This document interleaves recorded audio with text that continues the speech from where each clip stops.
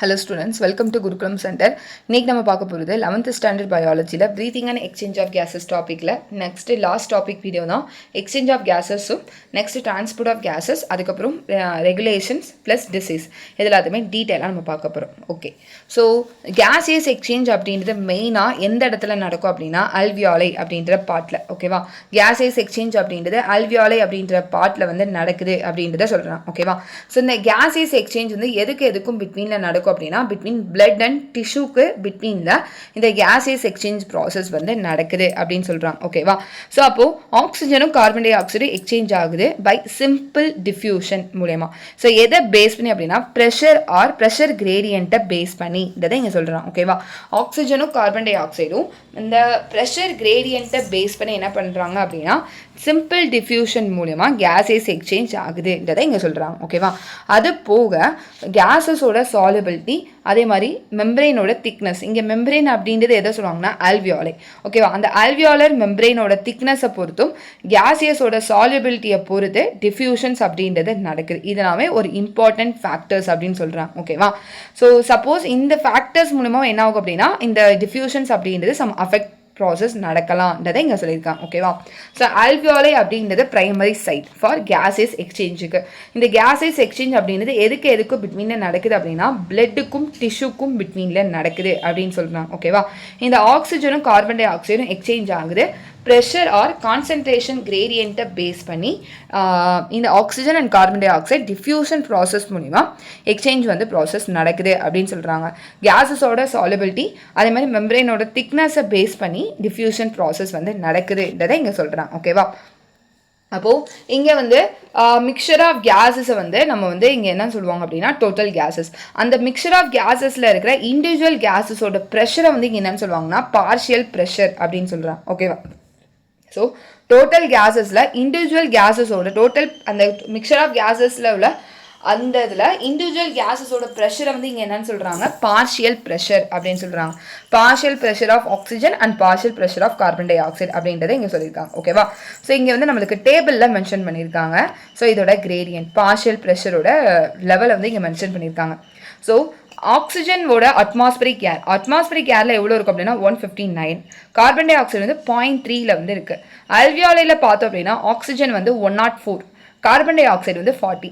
Deoxygenated blood பார்த்தோம் அப்படின்னா அதில் கார்பன் டை ஆக்சைடு ஜாஸ்தியாக இருக்கும், ஆக்சிஜன் வந்து கம்மியாக இருக்கும். ஓகேவா, டீஆக்சிஜனேட்டட் பிளட்ல ஆக்சிஜனோட லெவல் 40, அதே கார்பன் டை ஆக்சைடு வந்து 45.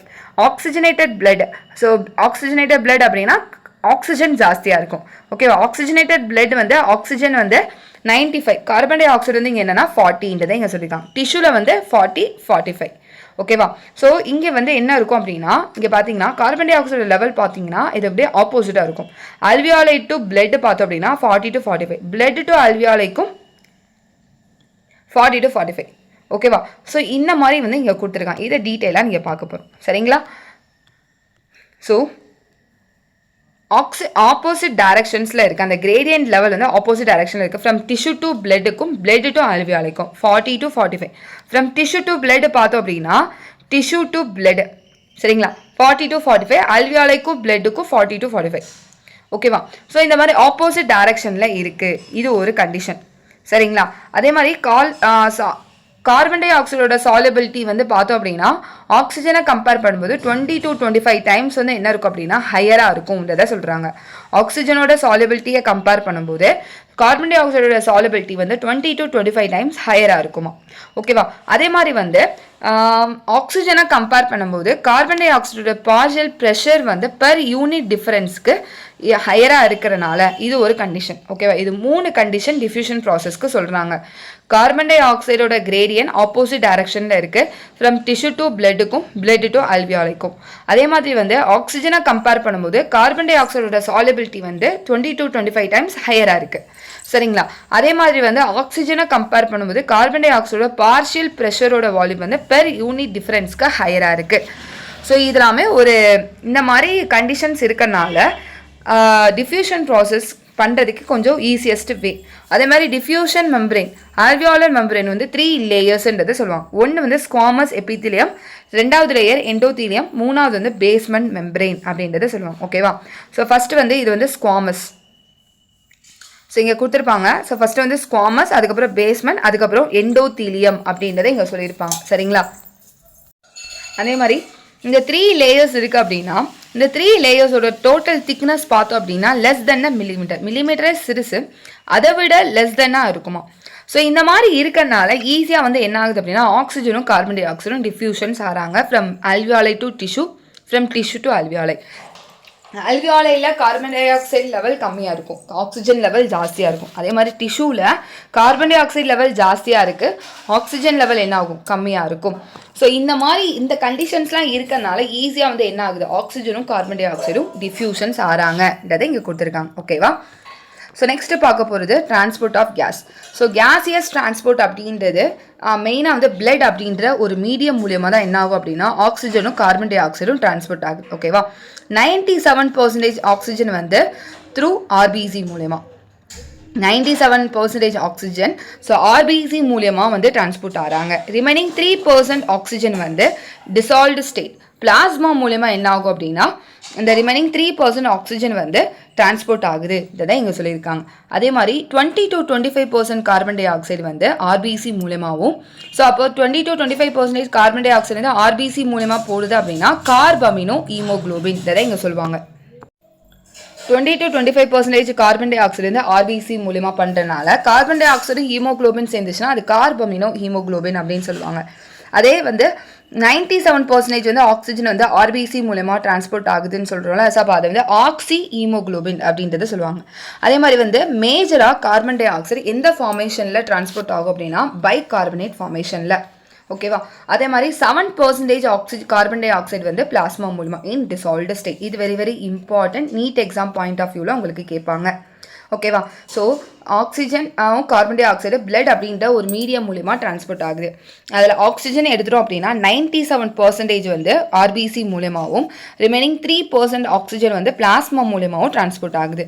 அதே nearly 20 to 25% carbon dioxide RBC மூலமாகவும், 70% வந்து பைகார்பனேட் ஃபார்மேஷன்லையும், ரிமைனிங் 7% கார்பன் டை ஆக்சைடு வந்து பிளாஸ்மா மூலமாகவும் டிரான்ஸ்போர்ட் ஆகுதுன்றதை இங்கே சொல்லியிருக்காங்க. ஓகேவா? நெக்ஸ்ட் வந்து ஆக்சிஜன் டிரான்ஸ்போர்ட்டா. ஸோ ஆக்சிஜன் டிரான்ஸ்போர்ட் எடுத்தோம் அப்படின்னா மெயினாக ஆர்பிசி அப்படின்றது ரெட் கலரில் இருக்கிறதுக்கு மெயினாக ஒரு பிக்மெண்ட், அதுதான் ஹீமோகுளோபின் அப்படின்னு சொல்லுவாங்க. இது one of the iron containing pigment அப்படின்றத சொல்லுவாங்க, ஆர்பிசியில் இருக்கும். ஸோ இப்போ இந்த ஆக்சிஜன் வந்து ஹீமோகுளோபினோட பைண்ட் ஆகும். ஓகேவா? ஸோ அதனால இதை வந்து என்னன்னு சொல்லுவாங்கன்னா ஆக்சி ஹீமோகுளோபின் அப்படின்னு சொல்லுவாங்க. ஸோ ஒவ்வொரு ஹீமோகுளோபின் மாலிகுலில் 4 மாலிகுல்ஸ் ஆஃப் ஆக்சிஜன் போய் என்ன ஆகும் அப்படின்னா பைண்ட் ஆகும் அப்படின்னு சொல்லுவாங்க. ஈச் ஹீமோகுளோபின் மாலிகுலில் 4 மாலிகுல் ஆஃப் ஆக்சிஜன் போய் என்ன ஆகுது, பைண்ட் ஆகுதுன்றதை சொல்கிறாங்க. ஸோ இந்த பைண்டிங் அப்படின்றது மெயினாக எதை பேஸ் பண்ணி இருக்கும் அப்படின்னா இந்த பார்ஷியல் ப்ரெஷர் ஆஃப் ஆக்சிஜனை பேஸ் பண்ணி இந்த பைண்டிங் அப்படின்றது இருக்குது அப்படின்றத சொல்கிறாங்க. அது போக இந்த பார்ஷியல் ப்ரெஷர் ஆஃப் ஆக்சிஜனும் ஒன் ஆஃப் த ஃபேக்டர்ஸ் தான். அது போக partial pressure of carbon dioxide, hydrogen ion concentration and temperature, இந்த 4 ஃபேக்டர்ஸுமே பைண்டிங்க்கு இன்வால்வ் ஆவாங்க. ஓகேவா? அப்போது நம்மளுக்கு இங்கே ஒரு கர்வ் மாதிரி நம்மளுக்கு கிடைக்கிது, அதுதான் சிக்மாய்டு கர்வ் அப்படின்னு சொல்லுவாங்க. ஓகேவா? ஸோ அந்த ஆக்சிஜனும் ஹீமோகுளோபினும் பைண்ட் ஆகி அது சம் டிசோசியேட் ஆகும். ஓகேவா? இப்போ அப்போ வந்து அல்வியோலையில் வந்து ஆக்சிஜன் சோர்ஸ் ஜாஸ்தியாக இருக்கும், டிஷ்யூவில் ஆக்சிஜன் சோர்ஸ் இருக்காது. அப்போ என்ன ஆகணும், ஆக்சிஜன் வந்து ஹீமோகுளோபினோட பைண்ட் ஆகி அல்வியோலையிலேருந்து நம்மளுக்கு டிஷ்யூக்கு வரும்போது அந்த இடத்துல என்ன ஆகுது, டிஷ்யூவில் ஆக்சிஜன் லெவல் கம்மியாக இருக்குது. ஸோ இதுதான் வந்து கிரேடியன்ட் அப்படின்னு சொல்லுவாங்க. கிரேடியன்ட் அப்படின்னா என்ன அர்த்தம், from high concentration to lower concentration, அதிகமான இடத்துலேருந்து கம்மியான இடத்தை நோக்கி வரும். ஓகேவா? அப்போ அல்வியோலையில் ஆக்சிஜன் லெவல் ஜாஸ்தியாக இருக்குது, டிஷ்யூவில் ஆக்சிஜன் லெவல் கம்மியாக இருக்குது. அப்போ என்ன ஆகணும், அல்வியோலையில் ஆக்சிஜனும் ஹீமோகுளோபினும் பைண்ட் ஆகி வருவாங்க, பிளட் மூலமாக தான் டிரான்ஸ்போர்ட் ஆகுது. அப்படி பைண்ட் ஆகி வரும்போது டிஷ்யூக்கு வரும்போது என்ன ஆகும் அப்படின்னா இந்த ஆக்சிஜன் வந்து ஹீமோகுளோபினை விட்டு ஆக்சிஜன் வந்து என்ன ஆகும்னா டிஷ்யூவில் வந்து என்ட்ரு ஆகும். அதுதான் இங்கே என்னன்னு சொல்லுவாங்கன்னா ஆக்சிஜன் டிசோசியேஷன் கர்வ் அப்படின்றத இங்கே சொல்லுவாங்க. ஓகேவா? அதுக்கு மெயினான ஃபேக்டர்ஸ் இந்த 4 factor: partial pressure of oxygen, partial pressure of carbon dioxide, hydrogen ion concentration and டெம்பரேச்சர்ன்றதை இங்கே சொல்லுவாங்க. அல்வியோலையில் ஆக்சிஜனும் ஹீமோகுளோபின் பைண்ட் ஆகிறாங்க. அது எந்த கண்டிஷனை பொறுத்து ஆக்சிஜனும் ஹீமோகுளோபினும் பைண்ட் ஆகிறாங்க அப்படின்னா பார்ஷியல் ப்ரெஷர் ஆஃப் ஆக்சிஜன் வந்து அல்வியோலையில் ஜாஸ்தியாக இருக்கணும், அதே மாதிரி partial pressure of carbon dioxide கம்மியாகுது, H+ கான்சன்ட்ரேஷன் கம்மியாகுது, டெம்பரேச்சர் கம்மியாகுது. ஓகேவா? ஸோ PO2 லெவல் ஜாஸ்தியாக இருக்கும், அதே PCO2 லெவல் கம்மியாகுது, H+ கம்மியாகும், ஹைட்ரஜன் அயன் டெம்பரேச்சரும் என்ன ஆகுதுன்னா கம்மியாகும்.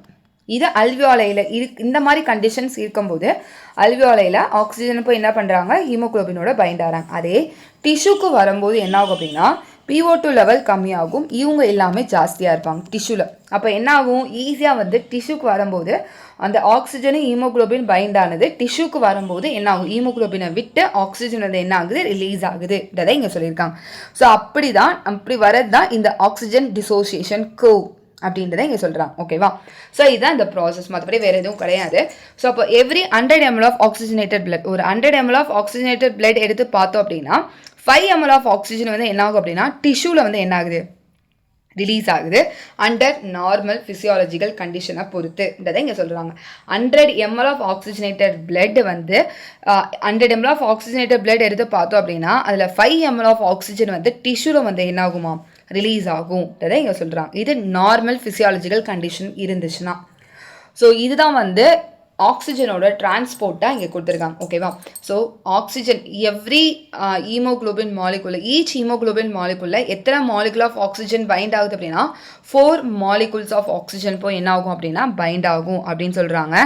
அல்வியோலையில் partial pressure of oxygen level ஜாஸ்தியாக இருக்குது, partial pressure of carbon dioxide temperature hydrogen ion concentration கம்மியாகுது அல்வியோலையில். அதே டிஷ்யூவில் எடுத்து பார்த்தோம் அப்படின்னா டிஷ்யூவில் பார்ஷியல் ப்ரெஷர் ஆஃப் ஆக்சிஜன் வந்து என்ன ஆகும் அப்படின்னா ஜாஸ்தியாக இருக்கும்.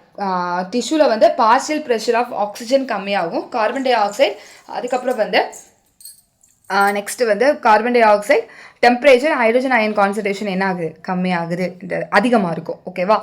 டிஷ்யூவில். ஸோ இந்த கண்டிஷன்ஸ் இருக்கிறனால ஈஸியாக வந்து என்ன ஆகுனா அல்வியோலையிலேருந்து அந்த ஆக்சிஜன் ஈஸியாக டிஷ்யூவில் வந்து என்ன ஆகுனா மூவ் ஆகும்ன்றதை இங்கே சொல்லியிருக்காங்க. அல்வியோலையில் ஆக்சிஜனும் ஹீமோகுளோபின் பைண்ட் ஆனது டிஷ்யூக்கு வரும்போது ஹீமோகுளோபினை விட்டு ஆக்சிஜன் டைரெக்டாக ரிலீஸ் ஆகுதுன்றதை இங்கே சொல்லியிருக்காங்க. ஓகேவா? ஸோ இதான் வந்து transport of oxygen. So next பார்க்கும்போது transport of carbon dioxide. Carbon dioxide 3 ஃபார்மேஷன்ஸில் பண்ணும். ஒன்று RBC மூலமா, மேஜர் ஃபார்மேஷன் பைகார்பனேட், மூணாவது வந்து பிளாஸ்மா மூலமா. ஓகேவா? அது எப்படின்றத பார்க்க போகிறோம். ஸோ இது எல்லாத்துக்குமே இங்கே பேஸ் வந்து என்ன அப்படின்னா பார்ஷியல் ப்ரெஷர் தான். சரிங்களா? ஸோ இப்போ ஹீமோகுளோபின் மூலிமா கார்பன் டை ஆக்சைடு வந்து ஹீமோகுளோபின் மூலிமா கார்பன் டை ஆக்சைடு டிரான்ஸ்போர்ட் ஆகுது அப்படின்னா அதுக்கு வந்து கார்பமினோ ஹீமோகுளோபின் அப்படின்னு சொல்லுவாங்க. ஓகேவா? ஸோ இந்த பைண்டிங்க்கு மெயினாக இந்த கார்பன் டை ஆக்சைடோட பார்ஷியல் ப்ரெஷர் தான். ஓகேவா? ஸோ டிஷ்யூவில் partial pressure of carbon dioxide ஜாஸ்தியாக இருக்கும். ஓகேவா? அதே பார்ஷியல் ப்ரெஷர் ஆஃப் ஆக்சிஜன் கம்மியாக இருக்கும் டிஷ்யூவில். அப்போ என்ன ஆகும், டிஷ்யூவில் மோர் பைண்டிங் நடக்கும், ஹீமோகுளோபினும் கார்பன் டை ஆக்சைடு போய் என்ன பண்ணுவாங்க, பைண்ட் ஆவாங்க. ஸோ அதே அல்வியோலைக்கு ரீச் ஆகும்போது என்ன ஆகுது, அப்படியே ஆப்போசிட்டாக இருக்குது. அல்வியோலையில் ஆக்சிஜனோட ப்ரெஷர் ஜாஸ்தியாக இருக்கும், கார்பன் டை ஆக்சைடோட ப்ரெஷர் கம்மியாக இருக்குது. அப்போ என்ன ஆகும், அல்வியோலையில் வரும்போது கார்பன் டை ஆக்சைடு அங்கே ரிலீஸ்ட் அவுட் ஆகுதுன்றதை இங்கே சொல்கிறாங்க. ஓகேவா? அப்போ ஹீமோகுளோபினை விட்டு கார்பன் டை ஆக்சைடு என்ன ஆகும், டிசோசியேஷன் ஆகுது, ரிலீஸ் ஆகி நாஸ்ட்ரில்ஸ் வழியாக கார்பன் டை ஆக்சைடு வெளியே ரிலீஸ் ஆகுதுன்றதை இங்கே சொல்லியிருக்காங்க. ஓகேவா? இது ஒரு ப்ராசஸ். இது கார்பமினோ ஹீமோகுளோபின் மூலமா. நெக்ஸ்ட் வந்து ஸோ இப்போ கார்பன் டை ஆக்சைடு ஹீமோகுளோபினில் பைண்ட் ஆகிறாங்க. ஓகேவா? அல்வியோலையில் டெலிவர் ஆகிறாங்க. இது ஒரு கண்டிஷன்ஸ். ரெண்டாவது என்ன அப்படின்னா பைகார்பனேட் ஃபார்மேஷனில் எப்படி நடக்குது அப்படின்றது. சரிங்களா? ஸோ இப்போ RBCயில் சம் கான்சன்ட்ரேஷன் ஆஃப் என்சைம்ஸோட கான்சன்ட்ரேஷன் ஜாஸ்தியாக இருக்குது. எந்த என்சைம் அப்படின்னா கார்பானிக் ஆனைடேஸ் அப்படின்ற என்சைம் வந்து சொல்லுவாங்க. இந்த என்சைமோட குவான்டிட்டி வந்து மைனட் குவான்டிட்டி பிளாஸ்மாலையும் இருக்கும் அப்படின்றத சொல்கிறாங்க. ஓகேவா? ஸோ இங்கே வந்து சம் ப்ராசஸ் நடக்குது. இப்போது RBCயில் கார்பானிக் ஆனைடேஸ் என்சைம் ஜாஸ்தியாக இருக்கிறதுனால இந்த கார்பன் டை ஆக்சைடும் வாட்டரும் சேர்ந்து கார்பானிக் ஆசிடாகவும் அதுக்கப்புறம் வந்து பைகார்பனேட் ஃபார்மேஷன்லேயும் ஃபார்ம் ஆகிறாங்க. எங்கன்னா டிஷ்யூவில். ஓகேவா? ஸோ இப்படி பைகார்பனேட் ஃபார்மேஷன்ஸில் வரும்போது டிஷ்யூ சைட்டில் partial pressure of carbon dioxide அதிகமாக இருக்கிறதுனால டியூ டு கெட்டபாலிசம் மூலியமாக என்ன ஆகுது அப்படின்னா கார்பன் டை ஆக்சைடும் இந்த பிளட்டில் இருக்கிற அந்த கார்பனிக் ஆனைடைஸும் சேர்ந்து பைகார்பனேட் ஃபார்மேஷன் ஃபார்ம் ஆயிடுது. ஓகேவா? டிஷ்யூவில். அதே அல்வியோலை சைட்டில் பார்த்தோம் அப்படின்னா PCO2 லெவல் கம்மியாக இருக்கும், partial pressure of carbon dioxide கம்மியாக இருக்குது. அப்போ என்ன ஆகும் அப்படின்னா இந்த ரியாக்ஷன் ஆப்போசிட்டாக நடக்குது. அப்படி ஆப்போசிட்டாக நடக்கும்போது என்ன ஆகும் அப்படின்னா இந்த பைகார்பனேட் திரும்ப வந்து கார்பன் டை ஆக்சைடு வாட்டருமா ஃபார்ம் ஆகி கார்பன் டை ஆக்சைடு என்ன ஆகுதுன்னா வெளியே ரிலீஸ் ஆகுதுன்றதை இங்கே சொல்கிறது புரியுதா? ஃபஸ்ட்டு கண்டிஷன் கார்பமினோ ஹீமோகுளோபின்றது 20 to 25% ப்ராசஸ். அது வந்து டிஷ்யூவில் ரெண்டுமே ஒன்று தான். டிஷ்யூவில் கார்பன் டை ஆக்சைடோட ப்ரெஷர் ஜாஸ்தியாக இருக்கிறனால கார்பன் டை ஆக்சைடும் ஹீமோகுளோபினும் பைண்ட் ஆகிறாங்க. அல்வியோலைக்கு வரும்போது partial pressure of carbon dioxide level கம்மியாக இருக்கனால ஹீமோகுளோபினை விட்டு கார்பன் டை ஆக்சைடு வெளியே ரிலீஸ் ஆயிடுது. இது ஒரு கண்டிஷன். ரெண்டாவது வந்து மேஜர் வந்து பைகார்பனேட் ஃபார்மேஷன் தான். 20-25% தான் கார்பமினோ ஹீமோகுளோபின் மூலியமாக. ஸோ 70% வந்து பைகார்பனேட் ஃபார்மேஷன்ஸ் அப்படின்றது ஆர்பிசியில் கார்பானிக் ஆனைடேஸ் அப்படின்ற என்சைம் இருக்குது. அப்போ அது என்ன பண்ணுது அப்படின்னா கார்பன் டை ஆக்சைடும் வாட்டரும் சேர்ந்து கார்பானிக் ஆசிடாகவும் பைகார்பனேட்டாக ஃபார்ம் ஆயிடுது டிஷ்யூவில். ஏன்னா டிஷ்யூவில் PCO2 லெவல் ஜாஸ்தியாக இருக்குது. PCO2 அப்படின்றது partial pressure of carbon dioxide level ஜாஸ்தியாக இருக்குது. அதே அல்வியோலைக்கு வரும்போது PCO2 லெவல் கம்மியாக இருக்கனால இந்த ரியாக்ஷன்ஸ் வந்து அப்படியே ஆப்போசிட்டாக நடக்குது. அப்படியே பைகார்பனேட்டாக இருந்தது அல்வியோலைக்கு வரும்போது கார்பன் டை ஆக்சைடும் வாட்டருமா ஃபார்ம் ஆகுது. இதை இங்கே சொல்லியிருக்காங்க. ஓகேவா? ஸோ இதான் இருந்தது. ஸோ அப்போ every 100 ml of deoxygenated blood எடுத்து பார்த்தோம் அப்படின்னா 4 ml of carbon dioxide வந்து என்ன ஆகும் அப்படின்னா அல்வியோலையில் வந்து ரிலீஸ் ஆகுது. இதை இங்கே சொல்கிறாங்க. ஓகேவா? 100 ml ஆஃப் டீஆக்சிஜனேட்டட் பிளட்டில் 4 ml of carbon dioxide வந்து அல்வியோலையில் வந்து ரிலீஸ் ஆகுது. இதை இங்கே சொல்லியிருக்காங்க. ஓகேவா? இதுதான் வந்து gaseous transport of gases of oxygen and carbon dioxide. So next பார்க்க போகிறது ரெகுலேஷன் ஆஃப் ரெஸ்பிரேஷன்ஸ். ஸோ ரெஸ்பிரேஷன்ஸோட ரெகுலேஷன்ஸ் பார்க்க போகுது. ஸோ இங்கே வந்து human beings have a ability to maintain and moderate the respiratory rhythm.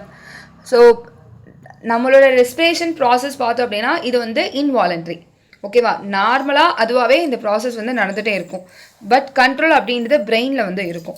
But இந்த ப்ராசஸில் ஏதாச்சும் ஒரு சேஞ்சஸ் இருந்துச்சு அப்படின்னா பிரெயினுக்கு சம் சிக்னல்ஸ் பாஸ் ஆகி அதை வந்து கண்ட்ரோல் பண்ணுவோம். அதுதான் ரெகுலேஷன் அப்படின்றத சொல்கிறாங்க. ஓகேவா? அந்த ரெஸ்பிரேட்டரி ரிதம் வந்து என்ன பண்ணுவாங்கன்னா மாடரேட் பண்ணுறாங்க. ஸோ அப்போ இந்த ஸ்பெஷலைஸ்டு சென்டர் வந்து எங்கே இருக்குது அப்படின்னா மெடுலாவில். அந்த மெடுலாவில் இருக்கிற அந்த சென்டர் பேர் தான் ரெஸ்பிரேட்டரி ரிதம் சென்டர். இவங்க வந்து சம் ரெகுலேஷன்ஸ் பண்ணுறாங்க. அதே மாதிரி பிரெயினில் பான்ஸ் அப்படின்ற ரீஜனில் நியூமோடாக்சிக் சென்டர்னு இருக்கும். இதுவங்க வந்து என்ன பண்ணுறாங்க அப்படின்னா ரெஸ்பிரேட்டரி ரிதம் சென்டரை ஃபங்க்ஷன் பண்ணுறாங்க. ஓகேவா? ஸோ மெடுலாவில் இருக்கிற ஒரு ரீஜன் தான் ரெஸ்பிரேட்டரி ரிதம் சென்டர். இன்னொரு சென்டர் பான்ஸில் இருக்கிற ஒரு சென்டர் வந்து நியூமோடாக்சிக் சென்டர். இவங்க போய் என்ன பண்ணுறாங்க அப்படின்னா ரெஸ்பிரேட்டரி ரிதம் சென்டரை கண்ட்ரோல் பண்ணுறாங்க. ஓகேவா? ஸோ இப்போது இந்த சென்டர்லேருந்து நியூமோடாக்சிக் சென்டர்லேருந்து ஏதாச்சும் நியூரல் சிக்னல்ஸ் வருது. ஓகேவா? ஸோ இன்ஸ்பிரேஷன்ஸோட டியூரேஷனை ரெடியூஸ் பண்ணணும். அப்போ ரெஸ்பிரேட்டரி ரேட்டை வந்து மாற்றணும் அப்படின்றதுனால சம் சிக்னல்ஸ் வந்து பாஸ் ஆகுது. அதே மாதிரி ரெஸ்பிரேட்டரி ரிதம் சென்டருக்கு பக்கத்தில் ஒரு ஏரியா தான் கீமோ சென்சிட்டிவ் ஏரியா. இவங்க வந்து ஒரு சென்சிட்டிவ். கார்பன் டை ஆக்சைடும் ஹைட்ரஜன் அயான்ஸோட கான்சன்ட்ரேஷன் ஜாஸ்தியாக இருந்துச்சு அப்படின்னா இவங்க வந்து சென்சிட்டிவாக மாறிடுவாங்க. அப்போது இந்த கார்பன் டை ஆக்சைடும் ஹைட்ரஜன் அயானோட கான்சன்ட்ரேஷன்ஸ் அதிகமாக இருக்கும்போது இந்த கீமோ சென்சிட்டிவ் ஏரியா ஆக்டிவேட் ஆகிடுறாங்க. இவங்க போய் என்ன பண்ணுறாங்க அப்படின்னா ரெஸ்பிரேட்டரி ரிதம் சென்டருக்கு சிக்னலை பாஸ் பண்ணிவிட்டு ரெஸ்பிரேட்டரி ப்ராசஸ்க்கு தேவையான சம் அட்ஜஸ்ட்மெண்ட்ஸை என்ன பண்ணிவிட்டு அந்த சப்ஸ்டன்ஸை வந்து என்ன பண்ணுறாங்க எலிமினேட் பண்ணுறாங்க. இதை சொல்கிறாங்க. ஓகேவா? ஸோ மெடுலாவில் இருக்கிற ஒரு ரீஜன் தான் ரெஸ்பிரேட்டரி ரிதம் சென்டர். இவங்க தான் கண்ட்ரோல் பண்ணுறாங்க ரெஸ்பிரேஷன் ப்ராசஸை. அதே மாதிரி பிரெயினில் பான்ஸ் அப்படின்ற ரீஜனில் நியூமோடாக்சிக் சென்டர்ன்னு இருக்கு. அது போய் என்ன பண்ணுது அப்படின்னா ரெஸ்பிரேட்டரி ரிதம் சென்டரை கண்ட்ரோல் பண்ணுறாங்க. அதே மாதிரி நியூமோடாக்சிக் சென்டரில் ஏதாச்சும் ஒரு சிக்னல்ஸ் வருது அப்படின்னா அவங்க போய் என்ன பண்ணுறாங்க ரெஸ்பிரேட்டரி ரேட்டை வந்து என்ன பண்ணுறாங்க ஆல்டர் பண்ணுறாங்க. ஓகேவா? ஸோ அதே மாதிரி ரெஸ்பிரேட்டரி ரிதம் சென்டருக்கு பக்கத்தில் ஒரு சென்டர் தான் கீமோ சென்சிட்டிவ் ஏரியா. இவங்க கார்பன் டை ஆக்சைடும் ஹைட்ரஜன் அயான்ஸோட கான்சன்ட்ரேஷன்ஸ் இன்க்ரீஸ் ஆச்சு அப்படின்னா இந்த சென்டர் ஆக்டிவேட் ஆகி ரெஸ்பிரேட்டரி ரிதம் சென்டருக்கு பாஸ் பண்ணி அந்த சிக்னல்ஸை அட்ஜஸ்ட் பண்ணி அந்த சப்ஸ்டன்ஸ் வந்து என்ன பண்ணுறாங்க எலிமினேட் பண்ணுறாங்கன்றதை இங்கே கொடுத்துருக்காங்க. ஓகேவா? ஸோ அதே மாதிரி வந்து இன்னொரு ரிசப்டாஸ் அப்படின்றது அக்செப்டன்ஸ் அதான் ரிசப்டாஸ் அப்படின்னு சொல்லுவோம். அது வந்து எங்கே இருக்குது அப்படின்னா aortic arch and carotid artery. ஓகேவா? ஸோ இவங்களும் அதே மாதிரி தான் ஹைட்ரஜன் அயன் கான்சன்ட்ரேஷன் கார்பன் டை ஆக்சைடோட கான்சன்ட்ரேஷன் ஏதாச்சும் சேஞ்சஸ் இருந்துச்சு அப்படின்னா ரெஸ்பிரேட்டரி ரிதம் சென்டருக்கு பாஸ் பண்ணி சம் ரிமெடியல் ஆக்ஷன்ஸ் வந்து பண்ணுறாங்கன்றதை இங்கே சொல்கிறாங்க. இங்கே வந்து ஆக்சிஜனோட ரோல் வந்து வெரி லெஸ் இம்பார்ட்டன்ட் தான். ஸோ ரொம்ப வந்து இங்கே ஆக்சிஜனோட ரோல் வந்து இருக்காதுன்றதை இங்கே சொல்லியிருக்காங்க. ஓகேவா? ஸோ இதுதான் வந்து ரெகுலேஷன் ஆஃப் ரெஸ்பிரேஷன்ன்றதை இங்கே கொடுத்துருக்காங்க. ஸோ நெக்ஸ்ட் வந்து டிஸார்டர்ஸ் வந்து பார்க்க போகிறோம். Disorder of respiratory system. So last asthma அப்படின்றது மெயினாக வந்து ப்ரீத்திங் வந்து டிஃபிகல்ட்டாக இருக்கும். ஸோ இதனால் வந்து வீசிங் அப்படின்ற ப்ராப்ளம் வந்து வருது அப்படின்னு சொல்கிறாங்க. இந்த ஆஸ்துமா அப்படின்றது எதனால் வருது அப்படின்னா ப்ராங்கை அண்ட் ப்ராங்கியோல்ஸில் இன்ஃப்ளமேஷன்ஸ்னால ஆஸ்துமா அப்படின்றது வருது அப்படின்றத சொல்கிறாங்க. ஓகேவா? ஸோ நெக்ஸ்ட் வந்து எம்பைசீமான்றது க்ரோனிக் டிஸார்டர். க்ரோனிக் அப்படின்றது லாங் லாஸ்டிங்காக இருக்கிறது தான் க்ரோனிக். ஓகேவா? ஸோ அல்வியோலை வால்ஸ் வந்து டேமேஜ் ஆகும். எதனால அப்படின்னா ரெஸ்பிரேட்டரி சர்ஃபேஸ் வந்து டிக்ரீஸ் ஆகிறனால அல்வியோலர் வால்ஸ் வந்து டேமேஜ் ஆகுது, மெயினாக வந்து ஸ்மோக்னால. ஸோ அதனால் வரதான் எம்பைசீமான்றதை இங்கே கொடுத்துருக்காங்க. ஓகேவா? ஸோ நெக்ஸ்ட் வந்து ஆக்குபேஷனல் ரெஸ்பிரேட்டரி டிஸார்டர் அப்படின்னு சொல்லுவாங்க. ஸோ இப்போ வந்து ஸ்டோன் பிரேக்கிங், அந்த கிரைண்டிங் ப்ராசஸ் அந்த இடத்துலலாம் ஒர்க் பண்ணுறாங்க அப்படின்னா அங்கே வந்து டஸ்ட் வந்து நிறையா வரும். ஸோ நம்ம பாடி வந்து ஓரளவு தான் வந்து ஒர்க் பண்ணும். ஸோ அதுக்கு மேலே வந்து கோப்பப் பண்ண முடியாது. ஸோ அப்போது அந்த மாதிரி லாங் லாஸ்டிங்காக அந்த இது வந்து இருந்துகிட்டே இருக்கும்போது ஸோ லங்ஸில் வந்து சீரியஸான லங் டேமேஜ் வந்து வருது. ஸோ அது எதனால் அப்படின்னா சம் இன்ஃப்ளமேஷன்ஸ் ஆகும். இந்த இன்ஃப்ளமேஷனால் அந்த இருக்கிற ஃபைப்ரஸ் டிஷ்யூ வந்து ப்ராலிஃப்ரேஷன் ஆகுது. ஓகேவா? ஸோ இதனால அந்த ஆக்குபேஷன் ரெஸ்பிரேட்டரி டிஸார்டர் வந்து இங்கே சொல்கிறாங்க. ஓகேவா? ஸோ அந்த மாதிரி இண்டஸ்ட்ரீஸில் ஒர்க் பண்ணும்போது மாஸ்க் எல்லாமே வந்து வியர் பண்ணணும் அப்படின்றத இங்கே சொல்லியிருக்காங்க. ஸோ இதெல்லாம் வந்து disorders. So asthma, emphysema, occupational respiratory டிஸார்டர்ஸ்னால் என்ன அப்படின்றத டீட்டெயிலாக பார்த்தாச்சு. ஸோ நெக்ஸ்ட் டாப்பிக்கில் நியூ டாபிக் வந்து பார்க்கலாம் நெக்ஸ்ட் வீடியோவில். Thank you students. தேங்க்ஸ் ஃபார் வாட்சிங்.